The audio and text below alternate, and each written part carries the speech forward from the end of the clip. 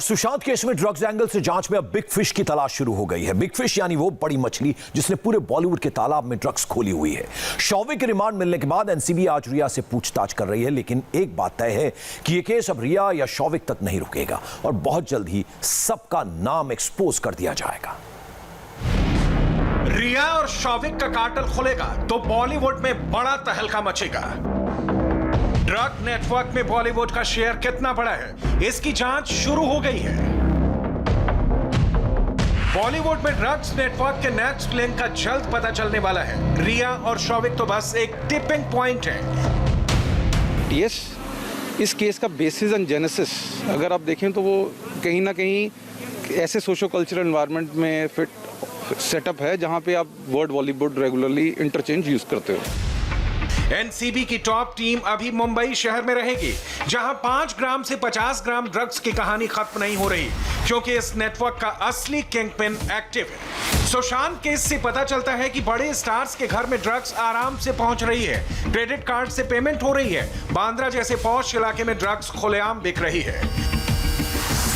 देखिए, बॉलीवुड के लिंक्स अगर आप कहना चाहें तो ऐसा नहीं है कि ये कोई स्पेसिफिक क्लास कम्युनिटी के अगेंस्ट केस है। MD, AK-47 और डूब्स जैसी ड्रग की सप्लाई क्या वो सिर्फ अपनी बहन को कर रहा था? उसके हर नए कनेक्शन से पता चलता है कि नेटवर्क बड़ा है, जड़ें पूरे बॉलीवुड में फैली हैं और ये बात एनसीबी के अफसर भी बहुत अच्छी तरह से समझ गए हैं।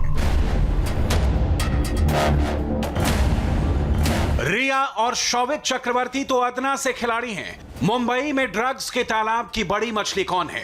अब एनसीबी और सीबीआई का फोकस इसी बिग फिश पर हो गया है। अब इस बिग फिश तक पहुंचने के लिए बड़ा जरिया बनेंगे शौविक चक्रवर्ती और रिया चक्रवर्ती और साथ में उनका डी गैंग। 24 साल की उम्र में शौविक मुंबई के ड्रग रैकेट का एक बहुत अहम हिस्सा बन गया था। रिया चक्रवर्ती तक ड्रग शौविक का नेटवर्क पहुंचा रहा था और शौविक तक ड्रग्स कहां से पहुंच रही थी, उसका असली सोर्स क्या है, अब एनसीबी की जांच इसकी तह तक पहुंचने की कोशिश कर रही है। Narcotics control bureau is the national agency top. NCB एक राष्ट्रीय एजेंसी है जो ड्रग्स से जुड़े केस देखती है। हम सिर्फ देश में ही नहीं बल्कि विदेशों से जुड़े केस की भी जांच करते हैं। हम बड़ी मछली की तरफ देख रहे हैं। ये हमारे लिए एक छोटा केस है, लेकिन हम जांच करके इसकी तह तक जाएंगे। मुंबई में इस वक्त नशे का कारोबार जिस तेजी से फैल रहा है, शौविक और उसका डी गैंग इसका बहुत छोटा सा हिस्सा नजर आ रहा है, लेकिन जड़ें इतनी गहरी हैं कि मुंबई के हर कोने तक फैली हुई हैं। ये नेटवर्क की तरफ फैलता जाता है। ये क्राइम खुद ही एक नेटवर्क क्राइम है। नेटवर्क क्राइम का मतलब ये है कि अगर कोई किसी से लिंक्ड है तभी आपका एक्सचेंज ड्रग का होगा, और इन लिंकेजेस को एक्सप्लोर करते करते we reached the last 2 arrestees, that is Miranda and Showik. Mumbai की नाइट लाइफ, भागती दौड़ती जिंदगी, मुंबई की हाई राइज बिल्डिंग्स, इन शानदार इमारतों के साए में सड़कों और गलियों तक फैले ड्रग्स नेटवर्क के एक कोने में शौविक भी अपनी जगह बना रहा था। एनसीबी के सूत्रों के मुताबिक शौविक की एंट्री ऐसे ड्रग कार्टेल में हो चुकी थी जो कई लोगों को ड्रग सप्लाई कर रहा था। नारकोटिक्स कंट्रोल ब्यूरो ने अब शौविक की रिमांड ले ली है और शौविक से सवाल पूछने शुरू कर दिए हैं। जाहिर है शौविक के हर जवाब रिया चक्रवर्ती के लिए नए सवाल खड़े करेंगे। शौविक से उन लोगों के सामने पूछताछ होगी जो ड्रग्स के मामले में अभी तक गिरफ्तार हुए हैं। एनसीबी चाहती है कि शौविक के क्रॉस पूछताछ के लिए इस पूरे ड्रग ट्रेल का पता लगाया जाए। एनसीबी शौविक के सामने उसकी बहन रिया चक्रवर्ती और दीपेश सावंत को भी बैठाएगी और सभी से पूछताछ होगी। सैमुअल और शौविक ने जो ड्रग्स की खरीदारी की थी या फिर जो ड्रग्स मंगाए थे, गांजा मंगाया था, उसके लिए पेमेंट रिया के क्रेडिट कार्ड से हुआ था। उसके अलावा दोनों के पूछताछ में कुछ लिंक्स भी एनसीबी के हाथ में लगे हैं। इस तरह एनसीबी जानना चाहती है कि इस पूरे केस में ड्रग खरीदने के लिए पैसे का इंतजाम कहां से हो रहा था। वहीं एनसीबी शौविक चक्रवर्ती से सीडीआर यानी कॉल डिटेल रिकॉर्ड को लेकर पूछताछ होगी, ताकि उन लोगों तक पहुंचा जा सके जिनके साथ शौविक लगातार संपर्क में था। एनसीबी की नजर शौविक की सभी ड्रग्स डील्स पर है। साथ ही उसने कैसे उनकी पेमेंट की, इस पूरे मामले में एनसीबी ने उन 2 लोगों को गांजे के साथ गिरफ्तार किया था और ये लोग शौविक से आगे बढ़ रही कड़ी का बहुत बड़ा हिस्सा है। एनसीबी के मुताबिक अब्बास लखानी और करण अरोड़ा दोनों से 59 ग्राम गांजा बरामद हुआ था। इनके पास से 9,55,000 रुपए भी बरामद हुए थे। साथ में 2,000 से ज्यादा अमेरिकी डॉलर, 180 पाउंड और यूएई के 15 दिरहम मिले थे। इन दोनों की निशानदेही पर एनसीबी ने जैद विलात्रा नाम के ड्रग पैडलर को पकड़ा था और फिर उसके तार बासित परिहार से जुड़े मिले। बासित परिहार ने बाद में शौविक चक्रवर्ती का नाम लिया। बासित परिहार ही शौविक चक्रवर्ती के कहने पर जैद विलात्रा और कैजान इब्राहिम से ड्रग्स खरीदता था। एनसीबी के मुताबिक बासित परिहार मुंबई में कई बड़े लोगों को ड्रग्स सप्लाई करता रहा है और 3 अगस्त को गिरफ्तार किया गया था। एनसीबी के रडार पर कौन-कौन लोग हो सकते हैं, अगला नंबर किसका आ सकता है, इसके लिए एनसीबी की ये टाइमलाइन देखिए। 28 अगस्त को मुंबई से अब्बास लखानी और करण अरोड़ा 2 ड्रग पैडलर गिरफ्तार हुए। इन्हीं से पूछताछ पर 1 सितंबर को जैद विलात्रा को डिटेन किया गया। जैद के निशानदेही पर 2 सितंबर को अब्दुल बासित को गिरफ्तार किया गया। बासित के खुलासे पर 3 सितंबर को इब्राहिम नाम का पैडलर पकड़ा गया और इन्हीं के जरिए एनसीबी का केस शौविक और सैमुअल को लेकर पुख्ता हुआ।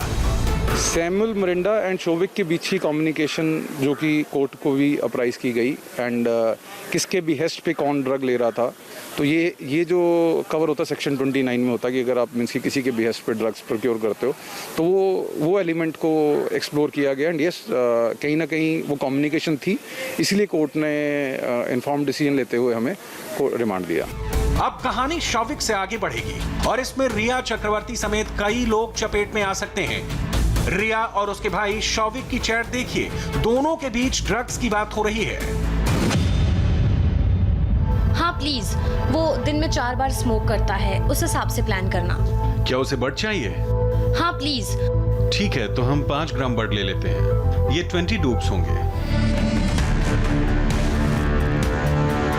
इस चैट में रिया और शौविक बड की बात कर रहे हैं। बड यानी हाई क्वालिटी का गांजा, जिसको लेने के बाद वास्तविकता और कल्पना का फर्क करना मुश्किल हो जाता है और इसी की डिमांड रिया अपने छोटे भाई शौविक से कर रही थी। इसलिए अब शौविक से जुड़ा ये ड्रग गैंग क्रिस्टल की तरह क्लियर नजर आ रहा है, लेकिन अब भी जो धुंधलापन बाकी है वो रिया से आगे की पूछताछ में साफ हो सकता है।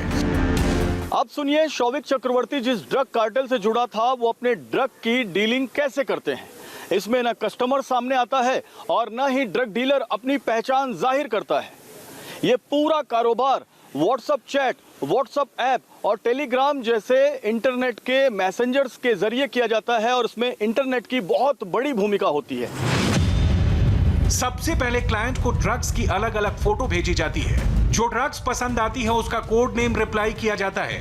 पेमेंट पहले ही ऑनलाइन किया जाता, जिसके बाद ड्रग्स को कुरियर के जरिए भेजा जाता। ड्रग्स इतनी मात्रा में भेजी जाती कि किसी को शक ना हो। शौविक और उसका डी गैंग भी इसी तरह ड्रग की खरीद फरोख्त कर रहा था। नारकोटिक्स कंट्रोल ब्यूरो के हाथ जो सबूत लगे हैं उससे ये साफ होता है कि शौविक चक्रवर्ती कई ऐसे ड्रग पैडलर्स के संपर्क में थे जो ड्रग पैडलर दूसरी बॉलीवुड की हस्तियों के संपर्क में थे। ये बॉलीवुड की हस्तियां सीधे इन ड्रग पैडलर से संपर्क नहीं करती बल्कि अपने स्टाफ के जरिए ड्रग खरीदने का काम करती हैं। नारकोटिक्स कंट्रोल ब्यूरो अब इन तमाम मामलों की जांच करते हुए ड्रग और बॉलीवुड के इस कनेक्शन से पर्दाफाश करने की पूरी कोशिश कर रही है। ड्रग्स की दुनिया में डीलिंग कोड नेम से होती है और शौविक भी ऐसे ही कोड नेम का इस्तेमाल कर रहा था। देखिए शौविक और उसके एक दोस्त के बीच क्या बात होती है।